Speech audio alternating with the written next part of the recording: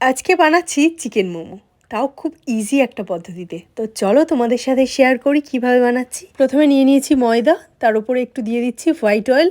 এটাকে খুব ভালোভাবে হাত দিয়ে মিক্স করে নেব, ময়নটা যাতে সব দিকে ছড়িয়ে যায়। আর এর মধ্যে মাখার আগে একটু সল্ট দিয়ে দিতে হবে, আর চাইলে চিনি দেওয়াই যেতে পারে। আমি চিনিটা ইউজ করিনি, তোমরা চাইলে ইউজ করতেই পারো। এরপর অল্প অল্প করে জল দিয়ে খুব ভালোভাবে ডোটাকে মেখে নিতে হবে। আর জলটা আমি এখানে নর্মাল ওয়াটার ইউজ করেছি, কোনো রকম গরম জল ইউজ করিনি। আর মোমোর জন্য ময়দাটা একটু শক্ত করে মাখতে হবে, কারণ মোমোর ময়দা নরম করে মাখা হয় না, একটু শক্ত মাখতে হয়। এখন বানাবো মোমোর স্টাফিং। তার জন্য আমি এখানে সব রকমের ভেজিটেবলসকে কুচিয়ে নিয়েছি। তো আমি এখানে নিয়েছি ক্যাপসিকাম কুচি, আদা কুচি, কাঁচা লঙ্কা কুচি, গাজর কুচি, পেঁয়াজ কুচি, বাঁধাকপি কুচি, রসুন কুচি আর ধনেপাতা কুচি। তোমরা চাইলে এর মধ্যে কিছু অ্যাড করতে পারো, আবার চাইলে কিছু স্কিপও করতে পারো। যদি অ্যাড করতে যাও তাহলে beans, like red bell pepper, yellow bell pepper, এইগুলো চাইলে অ্যাড করতেই পারো। এখন আমি স্টাফিংটা বানানোর জন্য একটা বোলে চিকেন কিমা নিয়ে নিয়েছি। এর মধ্যে দিয়ে দিচ্ছি একে একে বাঁধাকপি কুচি, এর মধ্যে দিয়ে দিলাম পেঁয়াজ কুচি। মোটামুটি যত রকমের সবজিকে আমি কুচিয়ে রেখেছি সবগুলোই দিতে হবে। তো আমি এখানে এক এক করে দিয়ে দিচ্ছি।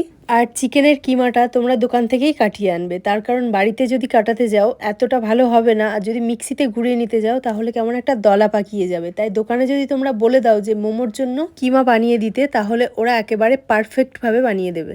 তো এখন পরপর সবজিগুলোকে অ্যাড করতে থাকছি। আর কনকনে শীতের সন্ধ্যায় গরম গরম ধোঁয়া ওঠা স্টিম মোমো খেতে কিন্তু দুর্দান্ত লাগে, যাই বলো। আমার তো দারুণ লাগে। আর তোমরা মোমো লাভাররা কারা কারা আছো যারা মোমো খেতে ভীষণ ভালোবাসো, অবশ্যই একটা কমেন্ট করো কিন্তু।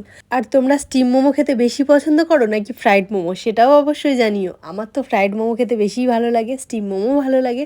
আর তোমাদের কার কোনটা বেশি প্রিয় সেটাও কমেন্ট করে জানিও। তো আমার ভেজিটেবলস অ্যাড করা হয়ে গেছে। এখন আমি দিয়ে দিলাম রেগুলার সল্ট, ব্ল্যাক সল্ট, গোলমরিচ গুঁড়ো, ডার্ক সয়া সস, আর দিয়ে দিচ্ছি এখন টমেটো সস। তো এগুলোকে খুব ভালো করে মিক্স করে নেব। আর মিক্সটা কিন্তু হাতের সাহায্যেই করব, তার কারণ হাতের সাহায্যে যত ভালো করে মাখা হবে ভেতরে কুক তত ভালো হবে।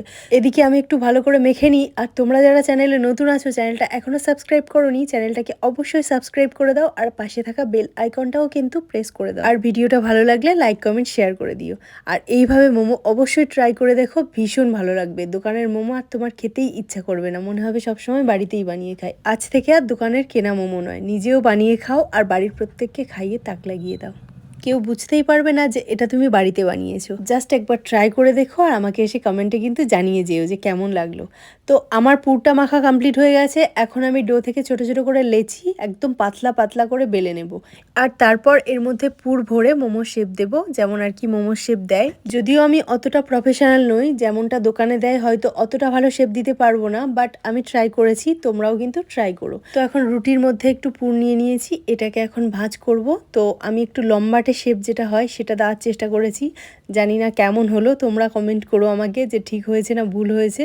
তো আমি চেষ্টা করছি এইভাবে দেওয়ার, বারবার ফেটে যাচ্ছিলো ওই মাঝখানটা, তাও আমি চেষ্টা করছিলাম। তো আমি কোনো রকমে করলাম।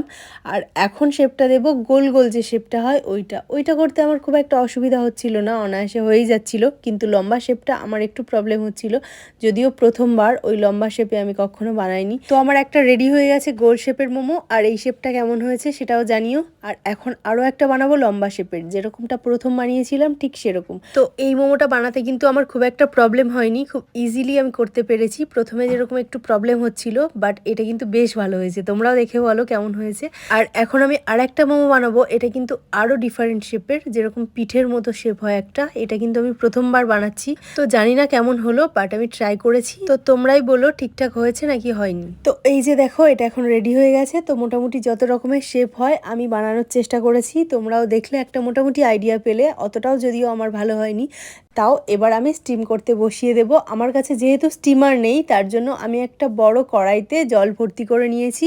আর ওর মধ্যে রেখেছি একটা ছিদ্রযুক্ত থালা, ওটা থেকেই স্টিম উঠে সেদ্ধ হবে। আর আমি একটু ওই থালাটার মধ্যে অয়েল ব্রাশ করে দিয়েছি। এখন আমি মোমোগুলোর ওপরেও অয়েল ব্রাশ করে দিচ্ছি। তোমাদের যাদের কাছে স্টিমার নেই তোমরা এইভাবেই করতে পারো, আর যাদের কাছে স্টিমার আছে তো কোনো ব্যাপার না, খুব ইজিলি হয়ে যাবে। বাট যাদের কাছে স্টিমার নেই তারাও এই প্রসেসে করো, আশা করছি ইজিলিই হবে। তো আমার এখন সব মোমোগুলো মোমোগুলোতে অয়েল ব্রাশ করা হয়ে গেছে। আর এখানে অয়েল ব্রাশ করে নেওয়ার কারণ একটাই, স্টিম হয়ে যাওয়ার পর মোমোগুলো খুব সহজেই উঠে আসবে আর তলায় লেগে যাবে না। আর মোমোগুলো দেওয়ার সময় একটা জিনিস মাথায় রাখবে, যেন বেশি গায়ে গায়ে লেগে না যায়, তাহলে ওঠানোর সময় প্রবলেম হবে। তো এইভাবে দেওয়ার পর আমি ঢাকা দিয়ে দিয়েছিলাম আর 15 মিনিট পর দেখো রেজাল্টটা ভীষণ ভালো স্টিম হয়েছে আর একদম নরম তুলতুলে হয়ে গেছে। তো আমি তোমাদেরকে এখন একটু প্রেস করে দেখাচ্ছি, দেখো বেশ নরম তুলতুলে হয়ে গেছে, একদম ফ্লাফি হয়েছে, ভীষণ ভালো হয়েছে। আর এইভাবে বানালে আই থিঙ্ক তোমাদেরও ভীষণ ভালো হবে। তো আমার একটা ব্যাচ হয়ে গেছে আর এখন আরেকটা ব্যাচ আমি স্টিমে বসালাম। আর এদিকে আমি মাইক্রো ওভেনে কয়েকটা দিয়েছিলাম হালকা করে অয়েল ব্রাশ করে। তো এগুলো কিন্তু বেশ নরম হয়েছে, দেখেই বুঝতে পারছো, আর বেশ একটা ট্রান্সপারেন্ট টাইপের হয়ে গেছে। আর এগুলো কিন্তু খেতে ভীষণ ভালো হয়েছিল। তো রেডি হয়ে গেল আমার দুরকম প্রসেসে মোমো বানানো। তো তোমরাও আর দেরি না করে জাস্ট এইভাবে বানিয়ে ফেলো। টাটা।